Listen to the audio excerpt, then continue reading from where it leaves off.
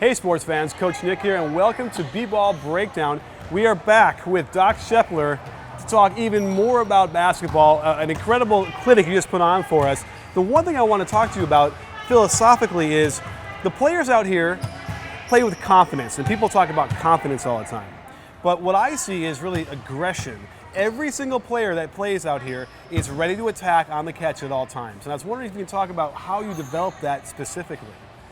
Well, a lot of it comes with the confidence from repetition and preparation. So we work extensively on their foot skills and their ball skills, and the rest of the time is encouraging them to try things. So the only way you get better is if you do things, and then a great player is going to adjust. If things didn't work out, as long as they're trying to do things, they'll make the adjustment. If they never try things, and most of the time, generally speaking, with the female gender, they don't want to be considered a ball hog, or they don't want to take that step and do something with the ball. But that's one thing that we almost demand, that they attack. They're going to catch and shoot, they're going to catch and drive, they're going to catch and drive fake, they're going to attack on the catch. And it seems to work out really well. You know, that we want them to be offensive minded to the point where they know they're a threat when they catch the ball. Well, we know all about how devoted you are to the hop, and certainly I've been trying to espouse that as much as I can since we've last met. And it seems to me that the hop is the aggression that we're talking about. How quickly do you see that from when you start to build it in the drills till it starts to seep out into the game? It's a longer process, but we try and make it shorter, because a classic example is you just watch. Basically, the development of a player is almost like you develop a player with their foot skills and ball skills like a gymnast. You make them have these moves that they can master, and then give them gradual progression into being able to play 1-on-1, 2-on-2, 3-on-3, and then give them lots of opportunities to do the right one at the right time, make the right read at the right time. And it's a longer process with females because they don't generally play a lot of pickup. Right. So you have to provide the pickup opportunities for them. And I think we can fast forward them into improving at a better rate than the practices that, you know, are a little bit robotic, and, you know, we're going to work on defensive slides and all this other stuff like that are important. But we want them in a 2-hour practice when we're in season. I would say 45 minutes of our practice is all about skill development and playing the game, 1-on-1, 2-on-2, 3-on-3. So they get used to doing things. So when you're a basketball coach and you have players that can make plays, you don't have to run plays. Your players make the plays for you. And you can see that in the way the girls handle the play. They learn to read and react to each other. And you know, being an experienced basketball guy like yourself, you immediately know within 1 or 2 minutes of playing pickup with somebody, do they get how to play? How were they coached? You know, are they fun to play with? That's one of the things that I also want to emphasize with what we try and develop with our clinics and stuff, is be a player that's fun to play with.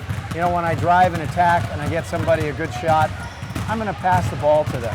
And that's important, that they realize what is a good shot for our team. It's a team shot.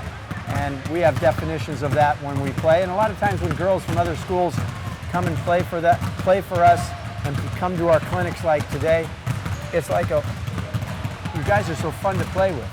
You know, I play with girls that are all about, I dribble, I shoot, and I do all this other stuff, but I was actually catching the ball from, they're passing me the ball. It's like, well, yeah, that's how you're supposed to play. Yeah, you're right. You spend a lot of time on skill development and attacking the basket, which you would think would foster one-on-one me mentality.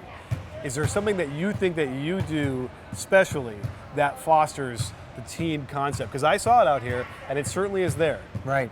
You got to be a joy to play with. You know, you want to play on Steve Nash's team and Jeremy Lin's team. You want to play on Jason Kidd's team because they understand how to play, and they don't necessarily make other players better. I hate that term, making players better. They give players an advantage. You know, if I'm driving and drawing your defensive player to me and I pass to you, I give you an advantage with the ball. So you can catch and shoot or catch and drive. The most difficult defensive situation to play basketball in is when you're closing out on a great shooter that has great footwork. And that's what we try and create with our teams. And when you look at the Spurs and how successful they were, you know, they weren't going to beat the Heat just starting off playing one-on-one. They had to move them around a little bit. They had to move players, they had to move bodies. And then what did they get? They got somebody in a closeout situation where Patty Mills is attacking LeBron in a closeout. you're at your best as an offensive player when you attack a closeout. So what we do with them is, what I've really changed my philosophy a lot from the standpoint of teaching a lot of triple threat, but now I teach a lot of catch and drive and catch and shoot, attack off the catch. Because most of the time when you catch the ball, the defensive player is either closing out or in a denial position. You have an advantage if you hop on the catch. But most of the time players will catch and pivot and face, and in the middle of pivoting and facing, now I'm on you and now you've got to create again. Yeah. Whereas if I catch the ball and attack right away or catch and shoot right away, I put you on the defensive. And then if you have different moves from that situation, it puts you in a spot where you control what you do against that defensive player.